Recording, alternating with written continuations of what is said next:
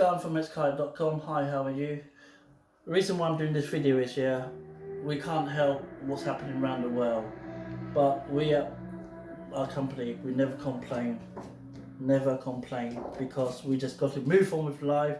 We don't want this to happen around the world at all. Nobody wants it. But what I'm going to teach you today is all these attributes. You have to learn this. Attitude equal planning. Planning equal action. Action can equal failure or destruction.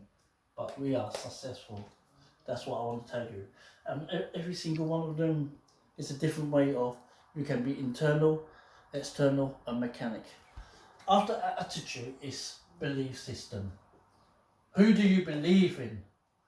After belief there is vision.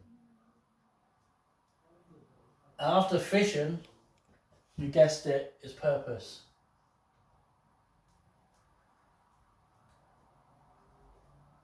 Inside this, my mentor will teach you all about this, because he will tell you down to the basic detail of everything, how it's all structured.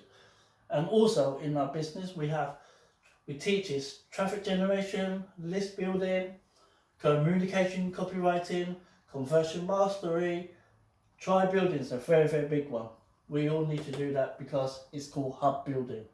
And funnel strategy, that is a good one as well.